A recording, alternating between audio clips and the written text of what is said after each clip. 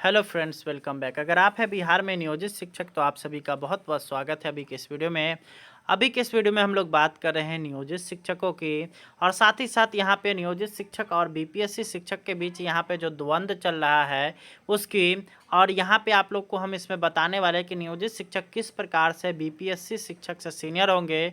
और यहाँ पे उसका हम लोग जो है इस वीडियो में प्रूफ भी जानेंगे किस आधार पर मैं कह रहा हूँ कि नियोजित शिक्षक जो हैं वो बीपीएससी से बहाल शिक्षकों की अपेक्षा सीनियर होने वाले हैं। सारा कुछ हम लोग इस वीडियो में डिस्कस करने वाले हैं, तो आप लोग इस वीडियो को अंत तक देखिए और सारे चीज़ों को आप लोग यहाँ से समझिए, क्योंकि यह जो है नियोजित शिक्षकों के लिए काफ़ी महत्वपूर्ण चीज़ है। तो चलिए एक एक करके हम लोग सारा कुछ यहाँ पे डिस्कस करते हैं। सबसे पहली बात आप सभी के लिए जो यहाँ पे नियमावली लाया जा रहा है, जो कि नई शिक्षक नियमावली है, उसका भी नाम आप सभी का विद्यालय अध्यापक नियमावली होने वाला है। और आप लोग जो है विद्यालय अध्यापक ही होइएगा। फ़र्क सिर्फ इतना है कि आप सभी के ब्रैकेट में लिखा हुआ रहेगा समायोजित पद। तो ये यहाँ पे एकदम 100% क्लियर है। अब हम लोग बात कर लेते हैं कि नियोजित शिक्षक बीपीएससी से बहाल शिक्षकों से सीनियर किस तरह से होंगे। तो जैसा कि आप सभी को पता है कि बहुत सारे ऐसे नियोजित शिक्षक साथी हैं जिनकी बहाली 2003 ईस्वी में हुई है।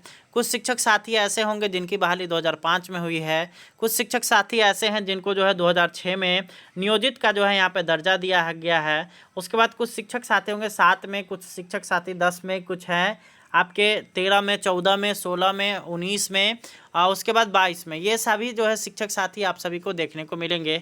और इतना अभी तक जितना भी मैंने नाम लिया सारा का सारा आप सभी का जितने भी शिक्षक साथी थे वो सभी नियोजित थे। परंतु अभी वर्तमान समय में अगर देखिएगा तो अभी जो बहाली हुई है उसमें बीपीएससी से बहाली हुई है। और ये अलग संवर्ग एक बना है जिसको बीपीएससी यानी विद्यालय अध्यापक बीपीएससी बहाल शिक्षक कहा जा रहा है। अब यहाँ पे हम लोग सबसे पहले बात करेंगे डेट ऑफ ज्वाइनिंग की। तो आप लोग का नियमावली जो दोनों आदमी का होने वाला है वो सेम टू सेम होने वाला है। और आप लोग जिस तरह से जिला संवर्ग के शिक्षक होंगे उसी तरह से बीपीएससी से बहाल शिक्षक भी जिला संवर्ग होंगे। और आप लोग जिस तरह से राज्यकर्मी होंगे उसी तरह से बीपीएससी से बहाल शिक्षक भी राज्यकर्मी ही हैं। तो दोनों में यहाँ पे किसी भी तरह का कोई भी अंतर नहीं। अब यहाँ पे अंतर आना शुरू होता है यहाँ पर ज्वाइनिंग डेट से। तो ज्वाइनिंग डेट से अगर बात करिएगा तो सबसे पहले आप लोग को पता है अभी जो बहाली हुई है उनसे पहले पूर्व में ही सारे के सारे नियोजित शिक्षक बहाल हैं। तो यहाँ पे डेट ऑफ ज्वाइनिंग के आधार पर भी यहाँ पे नियोजित शिक्षक जो होंगे वो यहाँ पे सीनियर होने वाले हैं।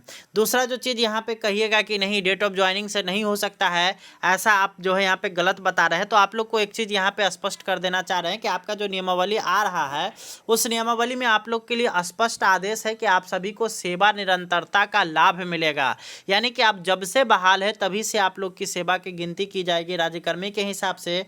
जिससे होगा क्या कि आप जो बीपीएससी से बहाल शिक्षकों की अपेक्षा सीनियर हो जाएंगे और आप लोग जो है वहाँ पे उनसे जो है आगे यहाँ पे रहेंगे। दूसरा जो चीज़ यहाँ पे निकल करके आ रहा है वो है पेमेंट का लाभ। तो अगर बात करिएगा पेमेंट के तो आप जो है आपको जो है पे प्रोटेक्शन का भी लाभ मिल रहा है। और पे प्रोटेक्शन का जब लाभ मिलेगा तो आप सभी जैसे ही अगर बात करिएगा कि अभी आप जो कंडिका अगर बात करते हैं इंडेक्स की, इंडेक्स 3 में अगर आपका वेतन है तो आपको जो ये नियोजित बीपीएससी से बहाल शिक्षकों का जो वेतन संरचना बना है उसमें भी आप लोग को 3 नंबर पे जो आपका जो आएगा इंडेक्स वो 3 नंबर पे ही आप लोग का आएगा। जिस कारण से अगर बात करिएगा कि अभी बीपीएससी से बहाल शिक्षकों को इंडेक्स 1 का वेतन मिलेगा, वहीं अगर आप 3 में भी हैं तो आपको इंडेक्स 3 का वेतन मिलेगा। और अगर बात कर लेते हैं 2003 वाले नियोजित शिक्षकों की तो वो जो है इंडेक्स आपके 7 में है, नहीं 8 में है। तो 8 में इनका जो है यहाँ पे वेतन बनेगा। और अभी अगर बात करते हैं कि अगर टोटल वेतन की तो यहाँ पे जिस तरह से बीपीएससी से बहाल शिक्षक हैं उन सभी का वेतन अगर 42% डीए के हिसाब से देखा जाए तो 37,500 रुपये बनने वाला है।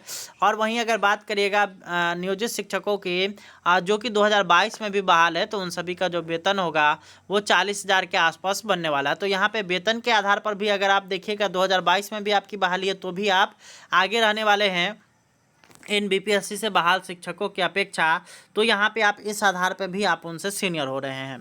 अगला चीज़ है कि आप लोग के नियमावली में भी धारा 309 का यूज है जिस कारण से आप राज्यकर्मी बने हुए हैं।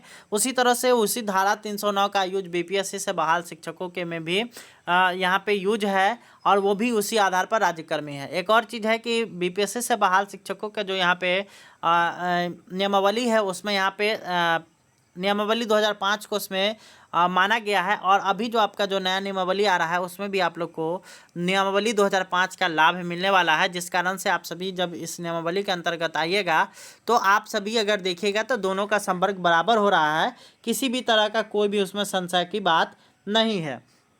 इसके अलावा अगर बात करिएगा तो जिस तरह से बीपीएससी से बहाल शिक्षकों को एनपीएस का लाभ दे है, उसी तरह से आप सभी को भी एनपीएस का लाभ मिलने वाला है। और ये जो लाभ मिलेगा जिस कारण से आप सभी का अगर देखिएगा एनपीएस के आधार पर भी, तो आप बीपीएससी से बहाल शिक्षकों की अपेक्षा अधिक यहाँ पे एनपीएस में राशि जमा कर पाएंगे, क्योंकि आप पहले से बहाल हैं। और आप सभी जितने भी शिक्षक साथी हैं उन सभी का अगर बात करिएगा तो वहाँ पे अगर बेसिक पे जिनका भी 25,000 से अधिक है, उनका जो है एनपीएस में कटौती जो होगा वो अधिक होगा, ठीक है। और उतना ही राशि बिहार सरकार के द्वारा भी दी जाएगी, तो जिस कारण से आप सभी के एनपीएस अकाउंट में अधिक राशि जमा होगा। और ये जो अधिक राशि जमा होगा जिसके बाद आप सभी जो होंगे वो बीपीएससी से बहाल शिक्षकों को यहाँ भी पीछे छोड़ेंगे और आप लोग जो है यहाँ पे उनसे आगे निकल जाएंगे। अगला हम लोग बात कर लेते हैं प्रमोशन की। तो प्रमोशन की अगर बात करिएगा तो अभी अगर बात करिएगा बीपीएससी से बहाल शिक्षकों को, तो इनको 5 साल बाद इनको जो है प्रमोशन मिलेगा।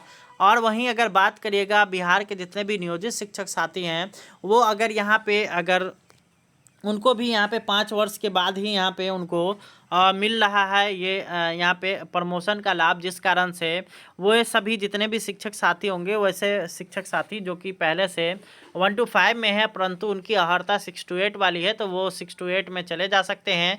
इसमें किसी भी तरह का कोई भी दिक्कत नहीं, जैसे ही नियमावली लागू होगा उसी तरह से प्रमोशन उनका शुरू हो जाएगा। वहीं अगर बात करेगा बीपीएससी से बहाल शिक्षकों की, तो जब 5 वर्ष हो जाएगा तब जाकर के उनका जो है यहाँ पे प्रमोशन हो पाएगा। तो इस आधार पर भी आप जो है यहाँ पे उनसे सीनियर होने वाले हैं। ये आप लोगों के लिए महत्वपूर्ण चीज़ है, ठीक है। स्थानांतरण की बात अगर हम लोग कर ले तो दोनों को ही यहाँ पे यानी कि बीपीएससी से बहाल शिक्षकों को और नियोजित शिक्षकों दोनों को यहाँ पे अगर बात करिएगा तो दोनों ही शिक्षकों को ऐच्छिक स्थानांतरण का लाभ है।